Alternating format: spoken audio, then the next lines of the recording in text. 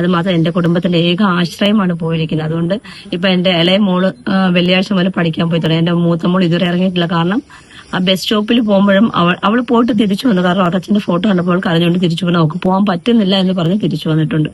അതുകൊണ്ട് എന്താണെന്ന് വെച്ചാല് എനിക്ക് ചെയ്ത് തന്നേ പറ്റൂ. എനിക്ക് ചെയ്യാൻ, എനിക്ക് എന്റെ മക്കളെ അവരുടെ അച്ഛൻ എങ്ങനെയാണോ ആഗ്രഹിച്ചത് ആ രീതിയിൽ ആ മക്കളെ എനിക്ക് എത്തിച്ചേ പറ്റൂ. അതുകൊണ്ട് എന്തെങ്കിലും എനിക്ക് സഹായം ചെയ്ത് തന്നേ പറ്റൂ.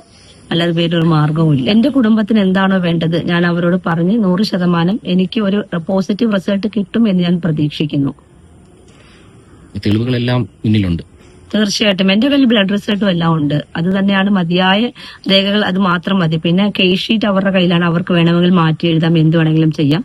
അത് ഓക്കെ. പക്ഷെ ഒരു ബ്ലഡ് റിസൾട്ടും പിന്നെ അതേപോലെ ഡ്രോപ്പ് ഇൻ റിസൾട്ടും എല്ലാം എന്റെ കയ്യിലുണ്ട്. അത് വെച്ച് ഞാൻ തീർച്ചയായിട്ടും ഞാൻ വാദിക്കും. വലിയ തെളിവ് വേണമെന്റെ ശബ്ദ സന്ദേശമാണ്. തീർച്ചയായിട്ടും. കാരണം ഇനിയും ഇങ്ങനെ ആർക്കും ഉണ്ടാവാതിരിക്കട്ടെ.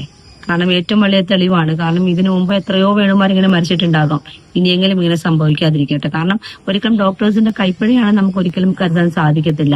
പഠിക്കുന്ന ഡോക്ടേഴ്സ് ആണെങ്കിലും ഇതിൽ നിന്ന് തന്നെ നമുക്ക് മനസ്സിലാക്കും ഒരു ഡോക്ടറിന് ഒരു ജീവൻ രക്ഷിക്കാനും കഴിയും, ഒരാളെ കൊല്ലാനും സാധിക്കും. പക്ഷെ നമ്മൾ പഠിക്കുന്നത് 100% ആത്മാർത്ഥമായിട്ട് പഠിക്കുവാൻ ഒരു ജീവനെ രക്ഷിക്കുകയാണ് ചെയ്യേണ്ടത്. അല്ലാതെ ഒരിക്കലും അതായത് ഒരിത്തിരി ജീവൻ ഉണ്ടെങ്കിൽ പോലും എങ്ങനെയെങ്കിലും രക്ഷിക്കാൻ ശ്രമിക്കുക.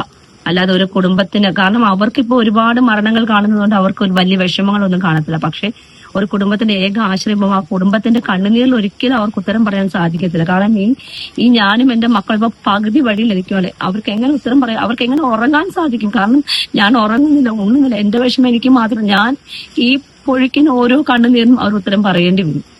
100% എനിക്കൊരു പോസിറ്റീവ് റിസൾട്ട് കിട്ടും എന്നാണ് ഞാൻ പ്രതീക്ഷിക്കുന്നത്.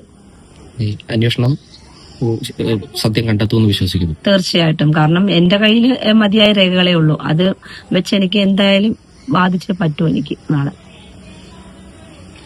നമ്മുടെ ഒരു സംരക്ഷണം കൂടിയാണ് നമ്മൾ ആവശ്യപ്പെടുന്നത്. തീർച്ചയായിട്ടും.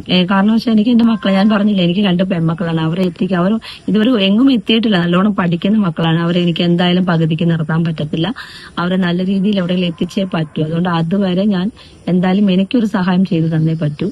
അതിനു വേണ്ടിയിട്ട് എവിടം വരെ, എത്ര അറ്റം വരെ പോകാൻ പറ്റും അവിടം വരെ ഞാൻ പോരാടി എനിക്കുള്ള ഒരു പോസിറ്റീവ് റിസൾട്ട് ഞാൻ കണ്ടെത്തും.